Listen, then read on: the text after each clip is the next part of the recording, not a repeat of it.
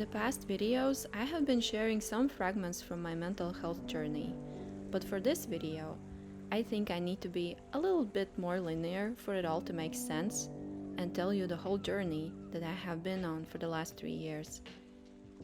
Because things got better, really better.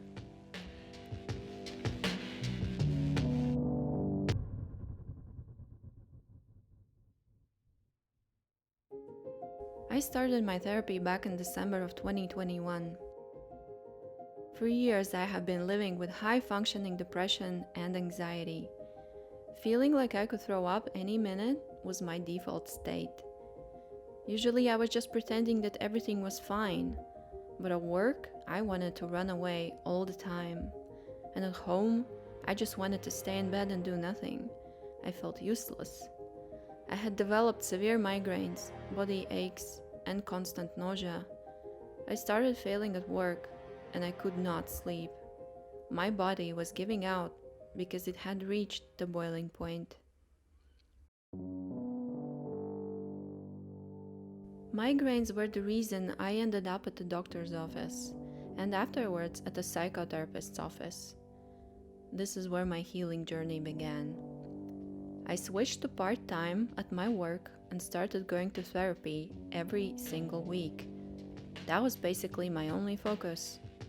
On the days I didn't feel like going, I would just call a taxi and get myself delivered to the therapist's office no matter what state I was in. I never skipped not one appointment. They prescribed me my first antidepressants, and although I did not like the idea of taking psychotropic pills that could mess with my mind, I felt like I was at a point where I had no other option.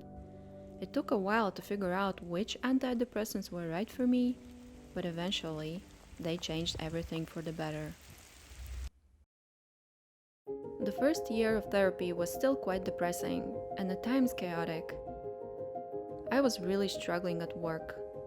I am a video game developer, and despite it being my dream job, I just could not bring myself to do it, or to enjoy it at all.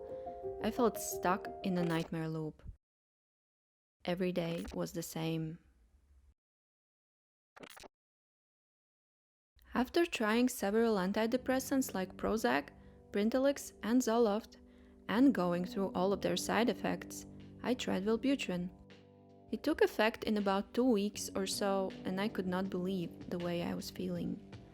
All previous antidepressants I had tried were selective serotonin reuptake inhibitors, which work by increasing levels of serotonin. Wellbutrin is different. It is a norepinephrine/dopamine reuptake inhibitor, and it works by increasing levels of norepinephrine and dopamine instead of serotonin. Increasing serotonin in the brain might help you feel more content with life, while dopamine could increase your will to live. Two very different things. I went through a Wellbutrin-induced euphoria when I had insane amounts of motivation, excitement, and energy. I was shocked because I kept asking myself, is this how normal feels like? It's insane. I felt alive, and then it just stopped. I felt crushed and broken. That is when I made my first YouTube video. I guess I just wanted to inspire myself, talking about how therapy is not a linear process and all. I wanted to remind myself that there will be highs and there will be lows, and lows are not the reason to give up. In the next therapy session, I found out that living in this heightened state is not normal after all. My therapist said that my dopamine receptors probably were so overstarved for so long that it caused this effect, which then normalized, and that is why I felt like Wellbutrin stopped working. In reality, it didn't.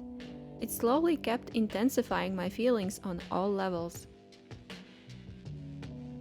What I learned in therapy is that it is not possible to isolate positive emotions and discard all the negative ones. Emotions come as a package. If you start feeling intense joy, you might also experience intense anger. That happened to me. I started experiencing a lot of irritability and anger that was very hard to control. It was the complete opposite to how I was before, but now it felt like someone opened the anger gates. After trying to remedy that with Lexapro, Seroquel, and Trazodone, all of which I hated by the way, I decided that I will just learn to deal with my anger and continued my therapy with Wellbutrin only. But now, after experiencing what I had experienced, I had only one question on my mind. Is it possible to live like that, somewhat close to that level of motivation and energy without the pills? And my therapist said yes, but only if you keep working on it yourself.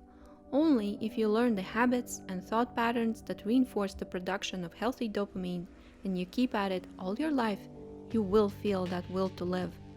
And for the first time in a really long while, I started thinking about what I actually want to do with my life.